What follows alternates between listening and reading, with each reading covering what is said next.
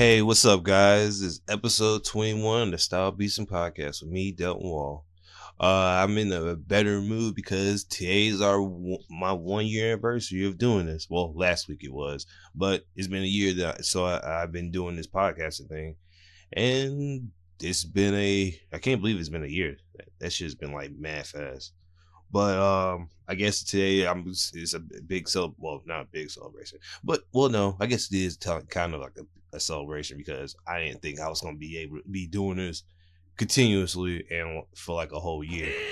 But I guess well, and I'm not really gonna be talking about like anime games and stuff like that. It's basically gonna be me reviewing the year of me doing this and the year of it now. So let's start.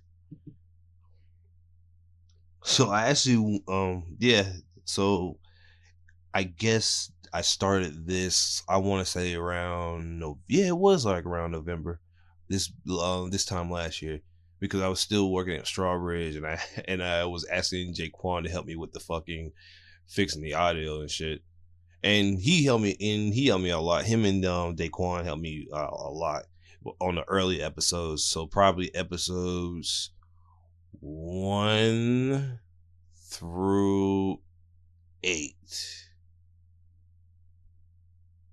1 through 8? No, 1 through 7, because 8 is when I bought the Adobe package and I start editing and start working on it myself. But I guess going back and listening to the old stuff, I'm glad I bought this Adobe shit. And this is not a ad. I'm just saying thank you, Adobe, because it wasn't for you for this fucking program, me editing this shit for like hours on hours and me actually enjoy doing this, my shit would probably sound like fucking butt like it did. But I'm happy people still love my old stuff. I'm even going back and listening to it.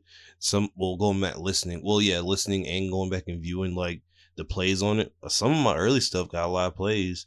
I think, if I'm not mistaken, well, the highest played one was the one I did about like letting yourself go crazy and like expressing yourself, which is crazy because it's at 60. It was at 59, and I think the earliest one that got the most plays was, oh shit, yeah, the side story that me and Nick did, which got 16 plays. Like that was the early stuff where you could like, I was using a bullshit ass mic, and at the time I didn't have a whole bunch of good equipment, so I was just recording off the computer. And actually, I think that one came out a little bit low, but the other ones came out better. Thank God.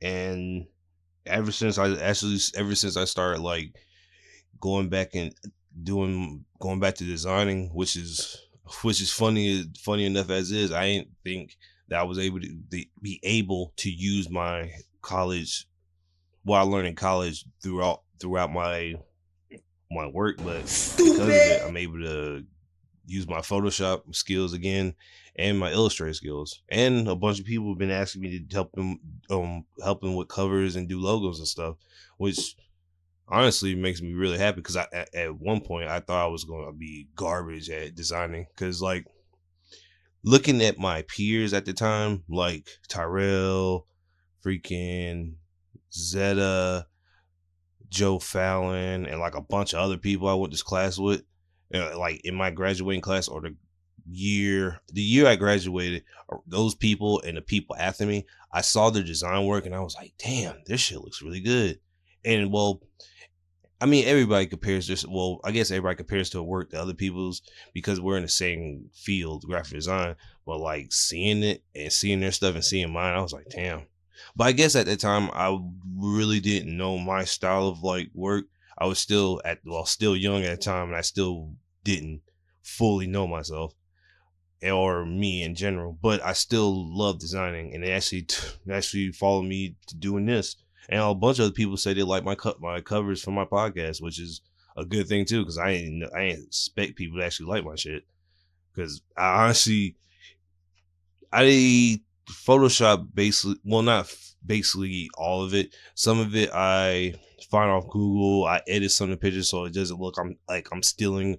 Well, not look like, so it's not me stealing technically artwork because it's in a manga and you can't really just be like posting manga covers and profiting on them. Which I'm not profiting off anything, really, but I didn't don't if this booms off, I don't want Oda and the guys who did all the Naruto and like all the manga covers to look at me like an asshole because I was stealing the work, which I'm not. And I hope they don't think that I am. But let's see. Yeah, I actually fell back into loving design work, and you know what's even crazier? I think it was the pressure of me not having like, am I gonna fail because this design work is off, or having to like meet a specific bar in of my teachers, I guess, because like as in the design, and not saying my teachers were assholes, because all my teachers were hard on me, and because of them being hard on me, I end up being hard on myself when it comes to my design work. Like shout outs to Miss Navarro, Mr. Herrera. Oh my God, no! I forgot the last one. Oh my God, she was the hardest on me, and I remember she told me, damn, I forgot her name. If I ever, I'm gonna remember it after this episode, I'm gonna be so fucking pissed. But it was it was my teacher on my portfolio class, and I remember a year, probably like 4 months, 6 months before I was in their class, I had another one of our typography classes, and I was like, and at the time I wasn't focused on school 100%. I was focused on the women and partying, and she saw that, and she was like, if you don't get on your shit, I will fail you. And after she told me that, I stopped bullshitting and started actually doing work. And probably, I want to say it was one design work I did, and she actually cried when she saw me do the what I presented, because the work I did for it, and like the mindset of when I did it, she was like a stun and surprise. And actually, I was like surprised myself, because when she told me I passed her class, that class, not the portfolio class to graduate college, but the class to pass hers, I would like cry with her, because I was like, damn, I actually put a lot of time in for that, and she saw it too. But off of school, back to this. Well, this school is the reason why I'm doing this anyways, because of the designing. But yeah, a lot of my old stuff, the audio didn't sound the best, but I'm glad that I got the new mic and I got the equipment and programs to help fix it and make it sound better. And a lot of people has been hitting me up to be on the podcast, which I didn't know in the beginning. I got a couple people from school, friends I met through work, and family that actually wants to be in it. So I'm really happy that people are wanting to support me and want to be joining in this venture with me, I guess. I was fuck. Oh yeah, learning how to be a kinda an engineer was not bad. I actually like editing audio. I do want to start like learning how to freaking like distort the audio, make it sound weird and like different to a certain degree. I still cuz I'm I don't know if I'm doing the super basic stuff or in the not intermediate, but in like there's a because I've seen people edit their audio on YouTube, and that's basically how I've been teaching myself through YouTube. Because beforehand, I was like, "What the fuck do I have to do to get this to look right and sound right?" And I actually learned YouTube. I would say this, even though YouTube has its flaws and there'd be some bullshit that be going on with YouTube, there's some great educational shit from YouTube. And a whole bunch of people saying, oh, you're a millennial. You use YouTube to go through life. Like, Nigga, some people got to learn a hobby and skill off of YouTube. I literally watching 3 videos, taking my and like sitting down and watching 3 videos. I was able to go from throwing audio together and making it, trying to make it sound good, to like editing, mixing, and doing stuff like that. Like I'm actually like building more hobbies because of like YouTube, people off YouTube that are helping me, and that's a, I guess that's a, that makes everybody gets better, learning new stuff. And thank God I did, because I would have been fucked doing this podcast and shit if I didn't learn how to do the audio. And since I'm doing this all all myself, the covers, the editings is actually good on me. Thank God. It actually taught me how to be more well rounded and to get my ass on the ball when this shit needs to get done, which which is really something that needed to happen. Because if I was because if people know me, I'm a procrastinator. I like to not wait to the last minute to do some stuff, but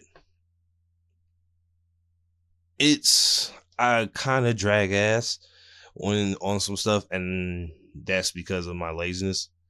And I'm getting better with it now, because getting my ass up and recording like probably like 3 times this week is going to be a bitch. And my work schedule is not the greatest. But yeah, procrastinating kills. So there's nothing wrong with being procrastinating with procrastination, but if you let it dwell too long, it will hinder you. And do, I do agree that just sitting around and waiting ain't shit gonna happen. You gotta get it on your own. I know people have been saying that all these years, but it's true, and it's a known fact. But on to what's in store for the future of the podcast. I want to get to doing freaking the video. So probably, hopefully, either Christmas or probably the first, or probably the start of the new year, I'm gonna get a camera and take up another hobby and learning how to edit videos, which I'm taking in consideration right now. I'm taking like little videos I got from a friend of mine and seeing how I can edit them, make them look different. I'm trying to be multi-capable, which is not a word. I just made it up at fucking Strawberries last year, and everybody had a fucking field day with it. Which is, looking back on it, it was fucking funny as hell when I said it. Um, I guess within this year of doing this podcast, I learned more about myself, and I had to be a little bit. I became more transparent than I ever was, and it's a good thing too. Actually, taking time to look at yourself and looking at the flaws and like addressing them and seeing what you can change and what you can do better is actually a good thing, and I'm actually happy for it. And through a certain friend of mine, she me and her have been going back and forth about it, and thankfully to her, she helped me out with it too, which is a good thing. But learning about yourself is a good thing too. It makes you take a little onus on what you need to take serious within your life, or what you need to take serious within yourself, and trying to be better. Because there's nothing wrong with, there's nothing wrong with trying to be better with yourself. The only problem is you not seeing the problem and not trying to be better with it. I guess that's kind of growth, maybe understanding that maybe sometimes you're wrong, and maybe sometimes you need to take a step back and view the world differently. Maybe I was wilding. Maybe I don't know what's going on, and I've learned that from a female friend too. She also has taught me about growth too as well, and me and her probably going to discuss it later on. But yeah, there's nothing wrong with like finding faults within yourself and trying to like improve upon it. Just finding faults with yourself and just like just like staying complacent, that you can't grow as a person, staying complacent doing with certain things. I learned that the hard way. Trust me, that shit is not cool. And now that 2020 is almost over with a month left, which, like I said, this month went by super fucking fast.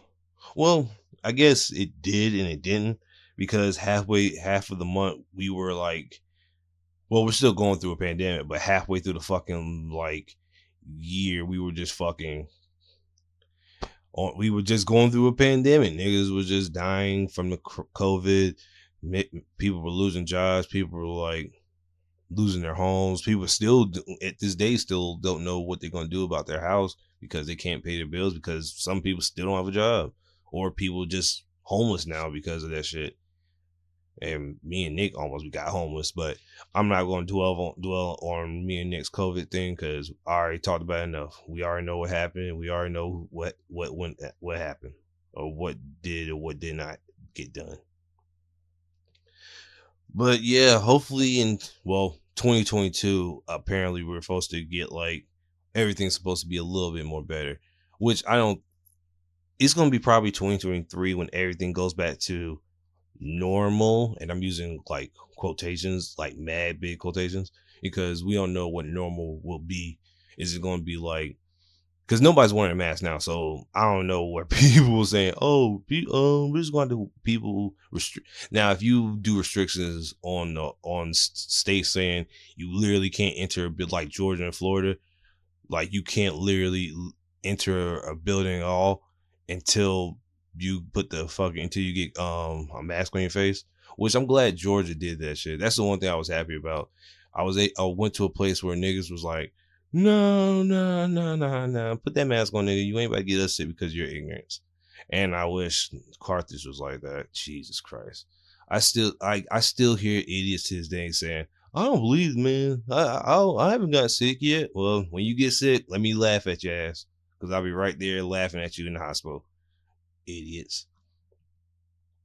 And I guess since we won't be going to 2021 with the orange man, so that's another great thing too. Now I know people are saying, "Oh, Biden is not better. Biden's worse." I'm like, nah. We're talking about man. We're talking a man who's been in politics all his life, to a man who's just who's been on television and just been billionaire and been in movies for no reason.